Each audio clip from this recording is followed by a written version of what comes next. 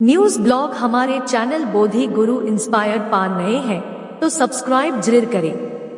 गौतम बुद्ध के समय में वैशाली राज्य में एक बहुत ही प्रसिद्ध वेश्या रहती थी जिसका नाम था आम्रपाली। वह बहुत ही सुंदर थी और राजा ने उसे नगरवधु घोषित कर दिया गया था, यानी कि पूरे शहर की पत्नी उसके महल के द्वार पर सदा सोने के रथ खड़े रहते थे। यहाँ तक कि महान राजाओं को भी उससे मिलने के लिए इंतजार करना पड़ता था। वह केवल एक वेश्या थी, लेकिन इतनी अमीर हो गई थी कि वह राज्य खरीद सकती थी। आम्रपाली का शरीर जितना सुंदर था उससे कहीं सुंदर उसकी आत्मा थी, जो सच्चे प्यार के लिए तरसती थी। क्योंकि आम्रपाली खुद से वेश्या नहीं बनी थी, उसे जबरदस्ती राजा ने वेश्या बनाया था। आम्रपाली के वेश्या बनने के पीछे एक कहानी है। आम्रपाली अपने ग्राहकों को बहुत प्यार करने का दिखावा करती थी, क्योंकि उसे इसके लिए भुगतान किया जाता था, लेकिन अंदर से वह उन सब से नफरत करती थी, क्योंकि वह सभी उसका इस्तेमाल एक भोग की वस्तु के रूप में करते थे। एक इंसान के रूप में उसका सम्मान कोई नहीं करता था। बौद्ध भिक्षु की आध्यात्मिक कहानी, बुद्ध भिक्षु स्पिरिचुअल स्टोरी। एक दिन आम्रपाली अपने महल की बालकनी में खड़ी थी। अचानक उसने महल के सामने से एक युवा बौद्ध भिक्षु को गुजरते हुए देखा, जिसके पास कुछ भी नहीं था सिवाय एक भिक्षा पात्र के, लेकिन उसके पास जबरदस्त जागरूकता थी और लोगों को खुद की ओर आकर्षित करने की अद्भुत शक्ति थी। जब युवा बौद्ध भिक्षु ने ऊपर की तरफ देखा तो आम्रपाली उसे देख रही थी। युवा भिक्षु ने आम्रपाली की ओर देखते हुए बेहद सम्मान भाव के साथ आम्रपाली को प्रणाम किया।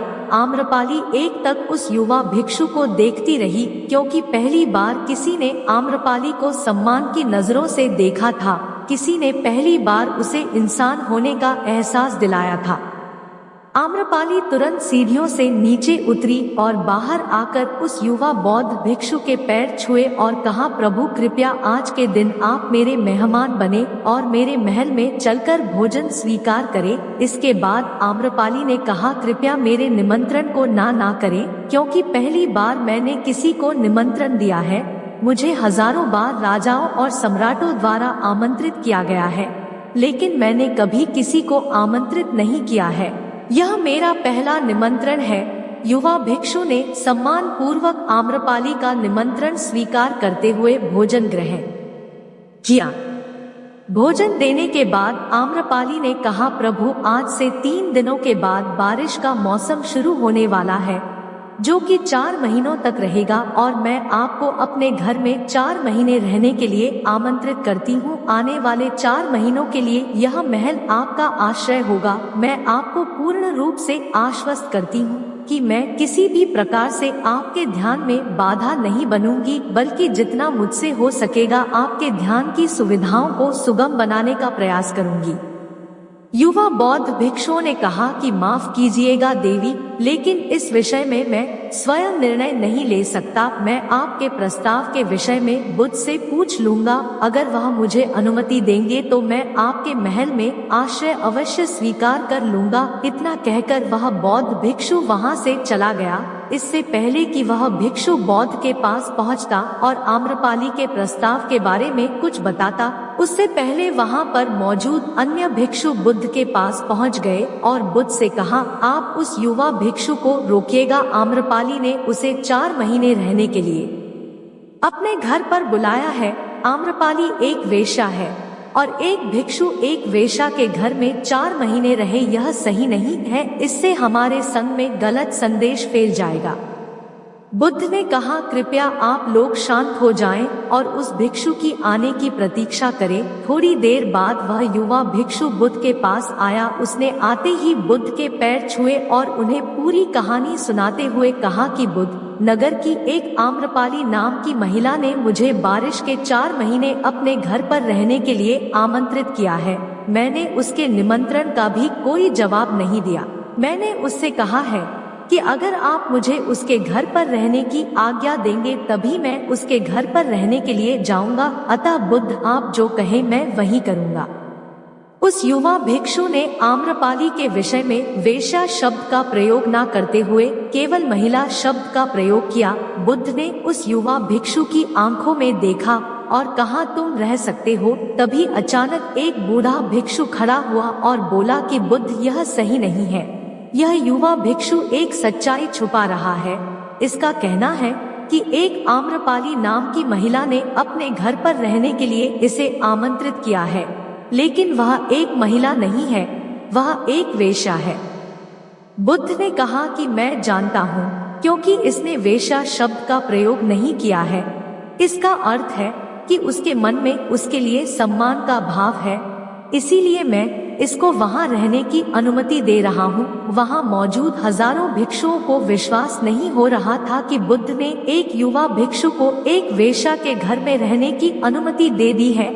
अगले 3 दिनों के बाद युवा भिक्षु आम्रपाली के घर रहने के लिए चला गया।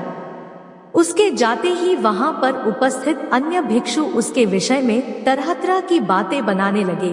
बुद्ध ने सभी को शांत करते हुए कहा, मुझ ऊपर विश्वास है।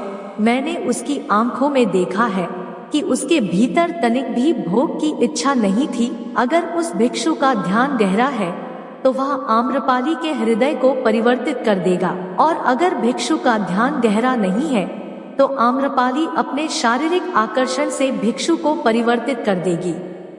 यह एक प्रश्न है ध्यान और शारीरिक आकर्षण का, जिसका उत्तर हमें 4 महीने के बाद मिलेगा। बुद्ध की बात सुनकर वहां पर उपस्थित भिक्षुओं ने कहा कि बुद्ध, उस युवा भिक्षु पर बहुत अधिक भरोसा करके अनावश्यक आप जोखिम उठा रहे हैं। वह भिक्षुक युवा है और आम्रपाली बहुत सुंदर है। बुद्ध की पहली शिष्या आम्रपाली, बुद्धा की पहली शिष्य आम्रपाली। समय प्रारंभ हुआ और वर्षा ऋतु के 4 महीने बीत गए। वह युवा भिक्षु वापस आ गया। उसने आते ही बुद्ध के पैर छुए और उसी युवा भिक्षु के पीछे आम्रपाली भी आई हुई थी। उस युवा भिक्षुक ने अमरपाली का बुद्ध से परिचय कराते हुए कहा, बुद्ध, ये आम्रपाली है और यह आपसे दीक्षित होना चाहती है। यह एक अनोखी महिला है। यह न केवल सुंदर है बल्कि इसकी आत्मा भी उतनी ही शुद्ध है जितनी आप कल्पना कर सकते हैं। आम्रपाली ने बुद्ध के पैर छुए और कहा, मैं पहली बार देखने भर से इस युवा भिक्षु से प्रेम करने लगी थी, इसीलिए मैंने अपने सौंदर्य से कई बार इसे आकर्षित करने का प्रयास किया, लेकिन मैं पूर्ण रूप से असफल रही। इसके बजाय इस युवा भिक्षु ने मुझे ध्यान के प्रति जागरूक किया और एहसास कराया कि वास्तविक जीवन भोग नहीं परंतु ध्यान है। इसीलिए बुद्ध, मैं अपनी सारी संपत्ति आपके शिष्यों को दान में देना चाहती हूँ और शेष जीवन ध्यान में बिताना चाहती हूँ। इसके बाद आम्रपाली बुद्ध के शिष्यों में पहली महिला हुई जिन्हें आत्मज्ञान की प्राप्ति हुई। बुद्ध ने अपने पंथ के सभी शिक्षकों से कहा, यदि तुम वेश्याओं की संगति से डरते हो तो उस डर का उस वेश्या से कोई लेना देना नहीं है, बल्कि वह डर तुम्हारे बेसुध मन की उपज है, क्योंकि तुमने अपनी कामुकता को दबा दिया है और काम ऊर्जा को दबाया नहीं जा सकता, इसको केवल रूपांतरित किया जा सकता है। दोस्तों, हम सभी अपनी कामवासना को खत्म करने के लिए उसका दमन करना चाहते हैं, उसको दबाना चाहते हैं, लेकिन कामवासना एक ऊर्जा होती है, एक एनर्जी का सोर्स होता है। एनर्जी कभी भी खत्म नहीं हो सकती है, बल्कि वह रूपांतरित हो सकती है।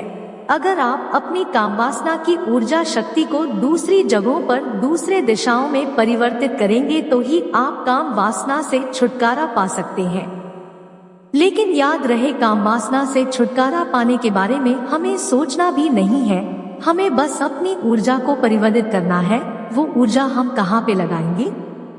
हम उसे अपनी रचनात्मक शक्ति के लिए प्रयोग कर सकते हैं, ध्यान के लिए प्रयोग कर सकते हैं, और जैसे जैसे हम उन ऊर्जा शक्ति को होश से भरेंगे तो हमारे जीवन में कामवासना से भी ज्यादा आनंद पैदा हो जाएगा, और उसके बाद कामवासना का आनंद हमें उसके सामने तुच्छ लगने लगेगा। अगर यह कहानी आपको ज्ञानवर्धक लगी तो कमेंट सेक्शन में जरूर बताएं। धन्यवाद।